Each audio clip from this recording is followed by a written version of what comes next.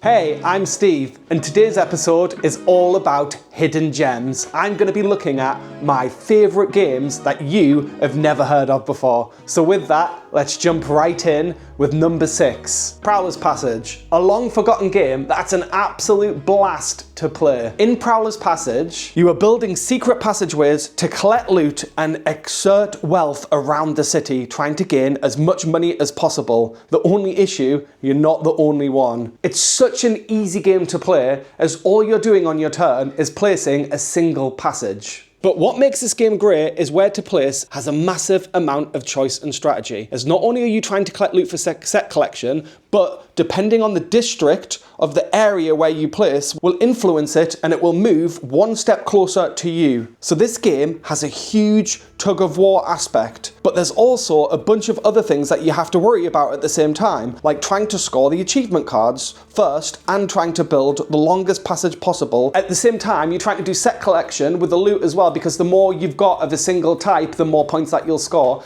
And also throw in some area control, because you're trying to control different statues as well, and then placing one single piece suddenly becomes more about placing one single piece. It's absolutely brilliant, and I don't understand why this game gets no love. It doesn't make any sense to me. Number 5, Rumble Nation. Rumble Nation is a Japanese design, and it's an area control game split into 2 different halves. In the first half, you're rolling 3 dice to decide where to put your meeples. You choose 2 dice for the location, and 1 dice will determine how many are placed in the area. The regions are scored from 3 to 12 and are worth that many points. You can also use a one-time special ability and choose a single card instead of rolling. Once all meeples have been placed, it goes into the second half of the game, and that's where you score points. In the second half, each area is scored. The first player with the majority in each area gets to take the first place marker, and the second player gets half the points rounded down. When scoring, you go from low to high, and this is what makes the game so interesting.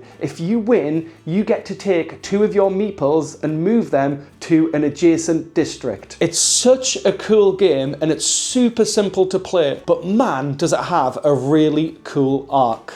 The game doesn't have a lot of mechanics, but it does have a ton of depth and strategy. And it also has a little bit of luck thrown in, because you never know what dice you're going to roll, so you always have to work with what you get. Number 4, Tiwanaku. At least I think that's how you pronounce it. Tiwanaku is a board game that I hear absolutely nobody talking about. This game is an absolute blast. It's a deduction style game where you're trying to work out what crops grow and which type of land they grow on. Each area can only have 1 type of crop, and the same type of crop can never be next to each other, both orthogonally and diagonally. With that little knowledge, you're tasked with trying to discover what goes where. It's such an amazing deduction game, and it has proper Minesweep vibes. If you ever played that on, I used to play that when I was like a kid at school on Windows 95. What a throwback. Saying that though, this is a real head scratcher, and you'll often find yourself in a room sitting next to with whoever you're playing, staring at the board, not talking for 5 minutes, trying to work out what goes where. Honestly, I kind of love that, because you just really get stuck in the puzzle and you're really trying to work out what goes where.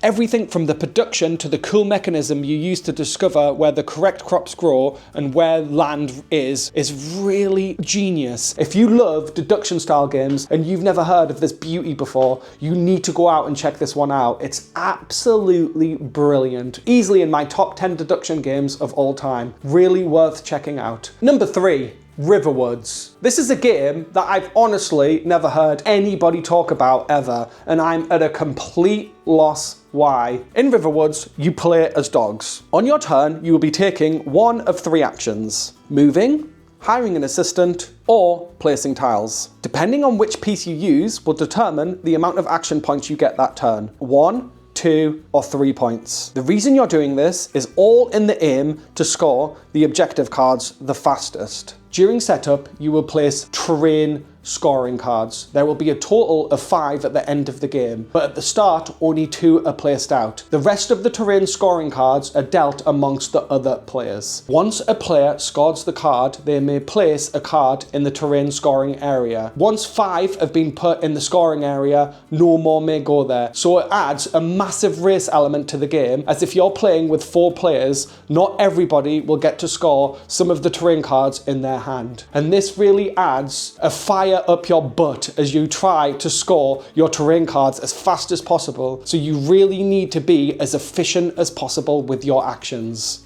Round objective cards are also placed out every single round, and at the start of a new round, another one is turned over. There are 5 total rounds in the game. The game's also got a lot of player interaction, as you can move through people, but you are never allowed to share a space with people. To score certain cards, you need to be in certain spots on the board, and it's quite easy for somebody to be annoying and for them purposely to place a piece in the way to stop them from being able to score. It can be quite a tight and mean game, but I actually really enjoy it. This is why for me this game plays much better at higher player counts, because there's just so much more things that you have to think about, and in a 2-player game it's a little bit loosey-goosey. I would definitely suggest playing this with 3, or in my personal opinion it's definitely best with 4. It's a super fun game to play, and it's really unique. It's actually a little bit wonky the first time you play, because no other games play like this, but it's actually really easy to play. Hopefully this game will get a little bit more love that it deserves, because it's really quite fun. I really like this one. Number 2.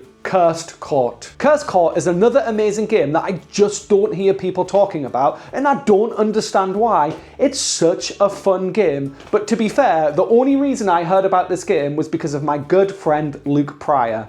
Luke does an amazing podcast that you guys should really check out if you haven't heard of it before. It's called We're Not Wizards, and it's absolutely hilarious. I'll leave a link in the description below if you want to go check it out afterwards. Honestly, it's an absolute laugh. Every single time I listen to it, I'm always in stitches and giggles. It's really good. Cursed Court is all about 3 things: bidding, bluffing, and trying to correctly guess what will come out during the round. You're bidding on the different types of people in the court to come out, and also in what combination on the board. On the board, there is a ton of spaces you can bid on. The game is made up of 3 rounds, and every single round you'll make 4 bids. You can outbid somebody by placing double the amount of chips that they've placed. You start the game with 20 chips, so if you place 11 chips on a spot, you score that spot. At the start of every single round, cards are dealt in between players, meaning that you'll have certain knowledge that other people won't have. Each card has a noble on it, and they live on a specific part on the board. And what you're trying to do is to trying to work out what combinations of nobles are going to come out that round, and if they're going to be diagonal, straight, orthogonal, or if there's going to be a block of 4 of them, or if even 3 or 4 of the same card is going to come out. And you're going to make bets, and if your bets win, you'll score either 3 or even up to 10 points if all of the same person comes out. But the problem is, you don't have absolute knowledge. So what you have to do is look at what other people are doing and try and work out what cards that they have. And this is where bluffing comes in, because you can purposefully make bets and pretend that you have a card that you don't, and completely force people to make bids that they just don't know. Once everybody has placed their first successful bid, a noble is placed on the board, so you get a little bit more knowledge. This will happen a total of 3 times before all 4 bids have been made, and then the scoring commences. The person with the most amount of points after 3 rounds wins the game. It's a simple, brilliant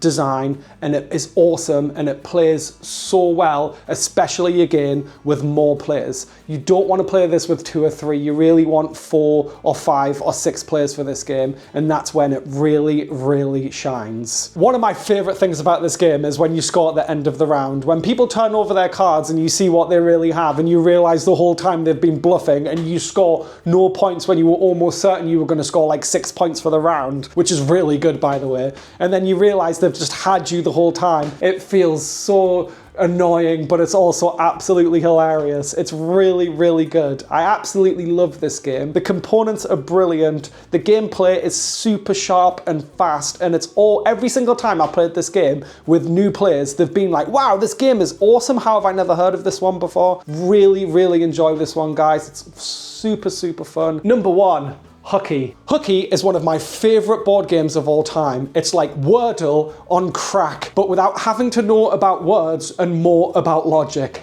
It's just so good. My brother actually calls this one word Sudoku, which I think is super fitting. 26 cards are shared among the players and 3 are put away.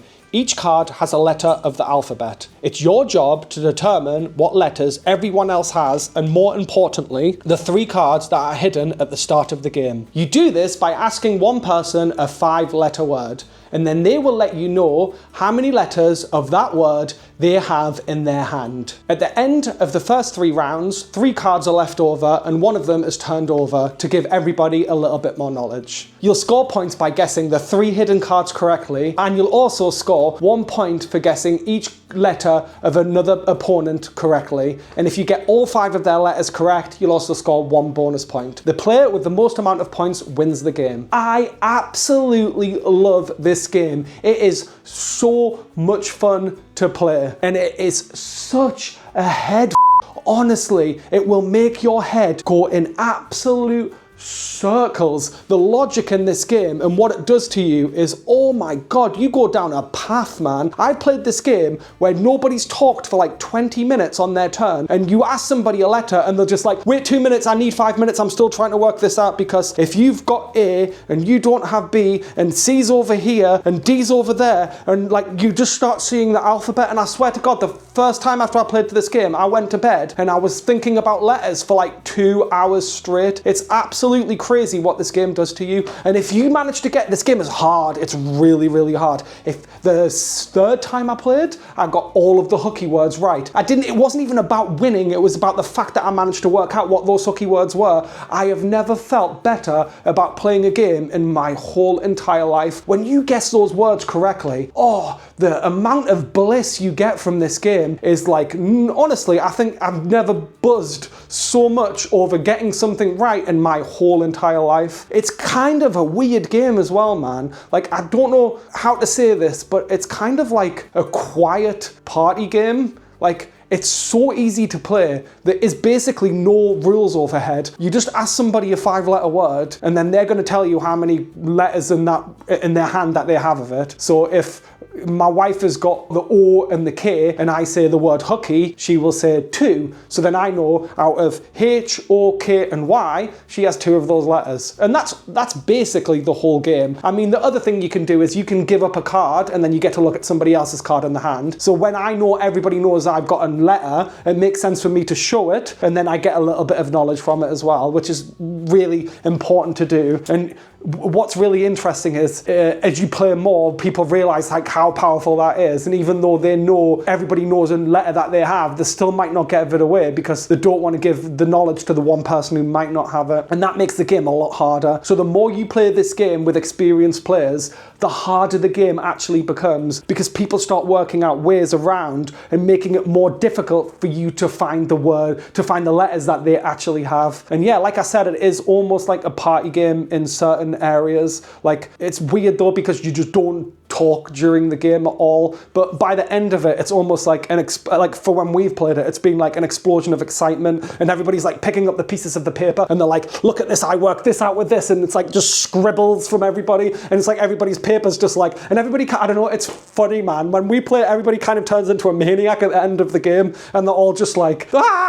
It's really good. It's definitely worth checking this one out, and it is, at the minute, it's literally a top 5 board game for me, and I'm really bummed because we live overseas from a lot of the people who I play games with, so it's just me and my wife at the moment, so I don't have anybody to play it with, so I'm not going to get to play it for a couple of months, which absolutely sucks. But oh my god, this game is absolutely freaking fantastic. And that's it, that's my list. I hope you enjoyed it, and hopefully you'll find a hidden gem in there. I really like finding games that people haven't heard about before, and finding that they're absolutely amazing. Shout out to Foster the Meeple for Hooky, because that's how I heard about that game. I heard absolutely nobody else talking about it, and I can see why they love this game so much. It's absolutely fabulous. Please remember to like and subscribe, and I'll see you on the next episode, where I'm going to be doing a face-off against my favourite board game designers. Cheerio!